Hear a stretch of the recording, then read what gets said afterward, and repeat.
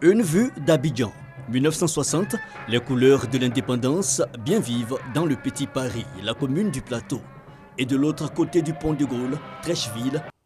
Treichville, c'était le quartier chic d'avant, où habitait l'ex-président du Conseil économique et social Jean de la Fosse, où habitait Philippe Grégoire Yassé. Des personnalités, mais surtout un haut lieu d'expression musicale. Les musiciens de l'époque, il y avait Amédée Pierre, Elie Warosta, Mamadou Doumbia et le trio de l'Entente qui va baptiser le 7 août 1960 le Conseil de l'Entente en pensant à l'organisation sous-régionale. Et Anouma Brou Félix et l'Ivoiris Band en Bakou Ludovic avec le Yapi Jazz et Aspro Bernard avec la Nyebi Jazz. C'était dans les années toujours 60 que ces frères-là sont arrivés. Donc, Bob est arrivé de Belgique, Mamadou Doumbia du Ghana. Des artistes qui, à travers Abidjan et au-delà, avaient leur bastion. Et Amédée était entre Marcory et Treichville.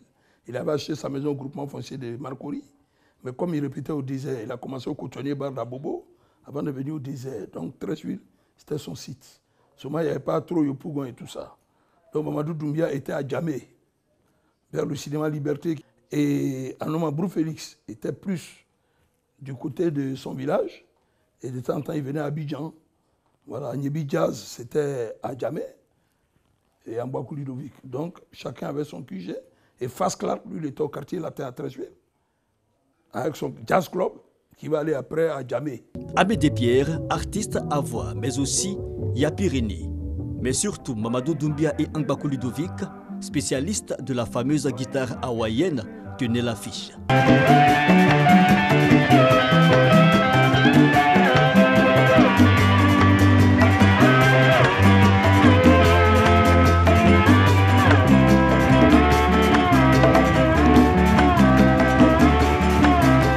C'est moi qui ai mis en musique nos chansons folkloriques.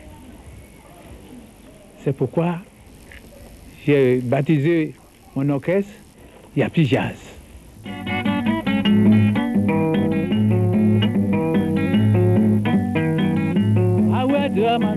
La voie tracée, Amédée Pierre et Mamadou Doumbia vont délaisser certains standards et promouvoir leur culture. Puis émergeront de purs virtuoses de l'instrument. Fast Clark, venu de France avec sa trompette, va parler de jazz. Au niveau local, le guitariste fou, Anouma Brou Félix, et un batteur encore plus fou, James Anobil.